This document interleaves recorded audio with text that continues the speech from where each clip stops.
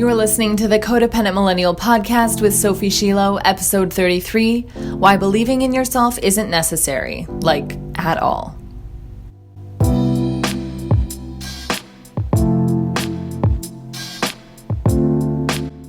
My loves, before we get started today, I want to announce that you are now able to give the gift of coaching. Hanukkah is this week, Christmas and Kwanzaa and other winter solstice celebrations are coming soon, and the new year is right around the corner. So if you would like to give someone the gift of coaching, or if you'd like to make your friends and family aware that they can give that gift to you as well, sneaky, just email support@codependentmillennial.com and we will provide you with all of the details. These gift packages include 3 full coaching sessions with me, unlimited email support between those sessions, as well as a 30-minute follow-up session a few months later to discuss your progress and next steps to move forward with all the tools you'll learn in those 3 full sessions with me. This package was designed to give you all of the tools, all of the confidence, all of the clarity that you need in order to move forward in whatever area of your life you feel stagnant or dissatisfied in. If you'd like to give this amazing gift to someone you love, or if you'd like someone you love to give this gift to you, just email support@codependentmillennial.com for more details and for the link to purchase. Now on to today's topic.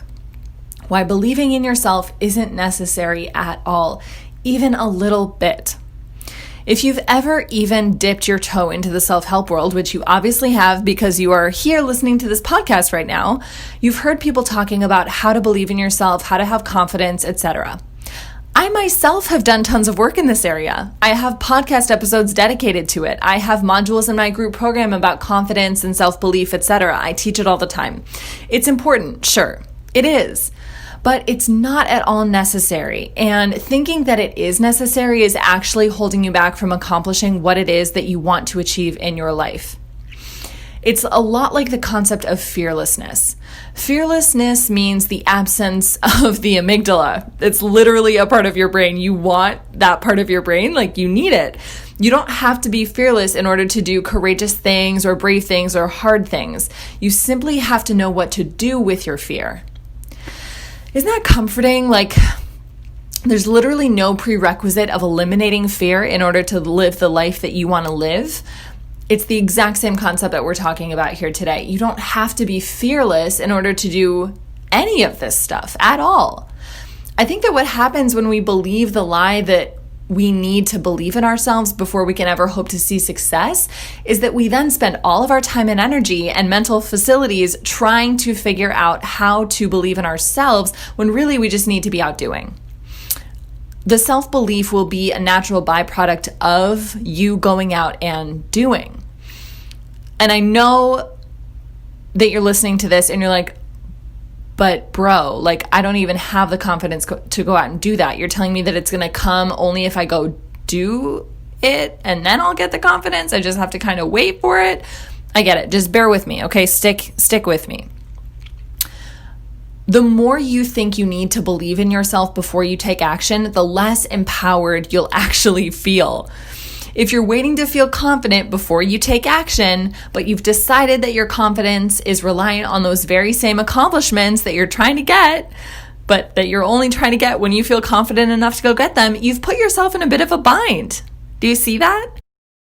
A couple of years ago, I heard my teacher and coach, Brooke Castillo, say, quote, "The inspiration will find me working." And that hit me so hard. You don't need inspiration or belief in yourself or direction or clarity or motivation or any of that shit to just start. And it's true. The inspiration will find you working. The clarity will find you doing. The clarity will find you engaging. The direction and the decisiveness will find you deciding and iterating. I learned all of this from Gary Vee. I learned this from Brooke Castillo. I learned this from Abraham Hicks. I learned this from Ramit Sethi. I'm just so grateful for all of these teachers. Go learn from them too. The clarity comes from engagement. Your direction comes from doing. So what do you need? Again, this is an important question because If you are struggling with confidence, if you're struggling with self-belief, if you're struggling to take action in some area of your life or another, you probably heard me just say that whole paragraph and you're just pissed. You're just mad now. You're annoyed because you're like, well, that's not helpful. You're telling me I don't need confidence in order to start doing, but how do I just start doing? And here's my answer to you. You do need a compelling why. You need a good reason. Having a solid reason helps. During times when I truly had no belief in myself and I had the most painful, negative, self-defeating thoughts about myself, it just wasn't an option for me to not show up because of how compelling my reasons were. This could be around boundaries that I was setting, around habits that I was implementing to improve my health and my feeling in my body and my feelings about my body. This could be with relationships with others, either with family members, with romantic partners, with friends. This could be in my job. I had extremely compelling reasons. So even when the negative feelings, the fear, the lack of confidence, even when all of that was overwhelming, the reason that compelled me, I'm repeating a lot of words here, the reason that compelled me was strong enough. It was really impactful, and it was the thing that got me through when I didn't have the lighter fluid of confidence. So whatever your goals are that you think require confidence to pursue them, what is your reason for wanting the goal in the first place? You have to answer that question. It matters so much. I also want to ask, can you decide to find reasons to feel confident that aren't conditional on you getting the thing you're working towards? This is really interesting. This is important, you guys. What if you decided to base your sense of confidence on something inherent within you rather than something fickle and fleeting outside of you? What might change for you if you played around with confidence and self-belief that was just a little bit less conditional on, let's face it, on arbitrary external factors? A lot of us tend to think that if that happened, then we would abandon the goal or the pursuit. And maybe that's true, but that wouldn't be because of your unconditional self-belief. That wouldn't be because your less conditional confidence led you to abandon the goal. That would just be because you weren't connected to a strong enough reason to have the goal in the first place. Maybe you're not connected to a strong enough goal and a strong enough reason and you need to find that reason. Or maybe you're just chasing a goal that isn't even yours and you need to find a goal to which you can attach a very compelling reason. Unconditional belief in yourself allows you to go even harder after your goals because you know you won't make it mean horrible things about yourself if you don't achieve it in 5 minutes like you decided you should in your mind. I see you, all you millennials and Gen Zers with absolutely no patience or long-term perspective of any kind. I see you. I'm one of you. I get you. I know what's going on in that little head. I do. So let's do a little pre-New Year's exercise, okay? Let's decide to not be dicks to ourselves this new year with our resolutions and our goals and all of that. Let's do it right this time, okay? And by right, of course, I just mean let's not be cruel to ourselves. Let's not set ourselves up for failure and disappointment. Cool? Cool. Number 1, I hope you guys all have pen and paper, because if I haven't mentioned this before on the podcast, writing things down, not typing them, but like actually writing them with your hand is so much more impactful. If you're not a writer, if you don't identify as that, too bad. Try it out. Practice it. Do it now. So, question number 1. What is your goal? What do you want? Maybe it's a new job. Maybe it's to feel amazing in your body. Maybe it's to ask someone on a Zoom date. Maybe it's to get 5 minutes of stretching every day. Maybe it's to set a boundary. Maybe it's to stop engaging in screaming matches with your parents on the phone. Maybe it's to tend to and release your childhood trauma, pretty casual stuff here. Whatever it is, write it down. Like I said, on paper, write it down on paper. This is important, just trust me. Writing things down is powerful. Question number 2. What's the story in your mind that tells you that you need confidence or self-belief in order to start taking steps towards the goal in order to achieve it?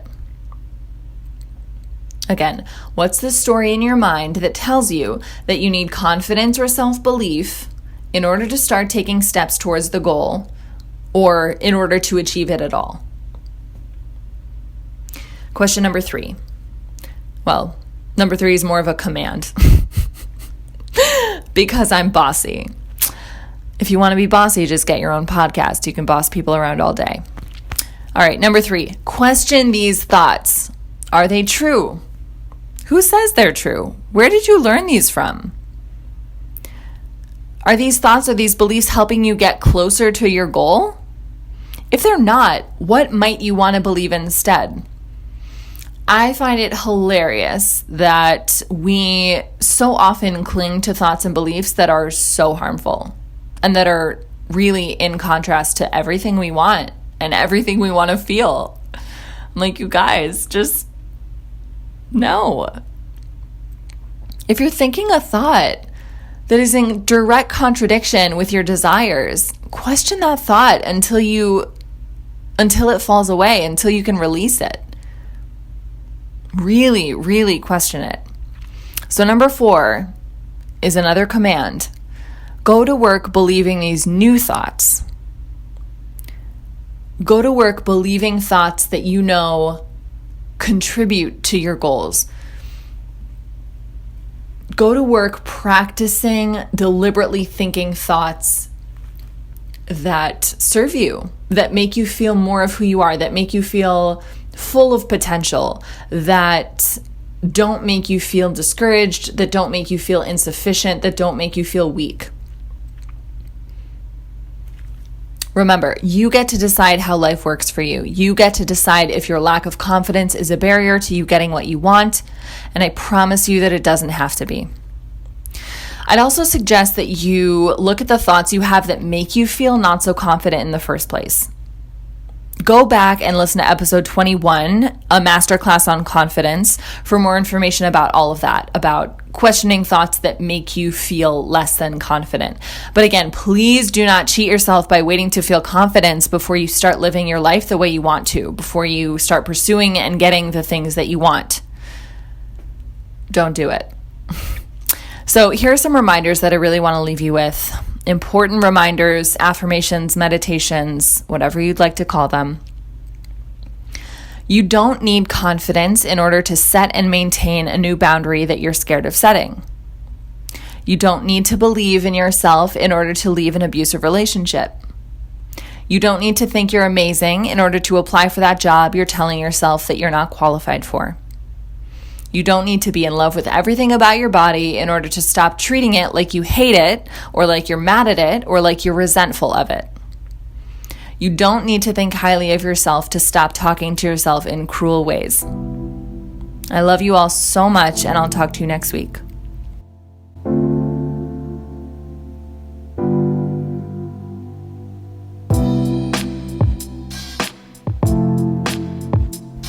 If this episode resonated with you and you want to learn more about the work I do with my clients, just visit codependentmillennial.com.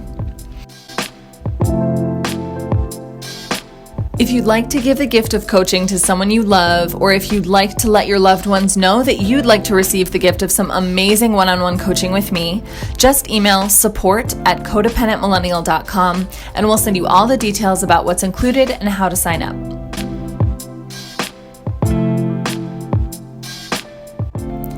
If you liked what you heard in this episode, join me over on Instagram @codependentmillennial for more tips on how to move beyond codependency and build a life you truly love.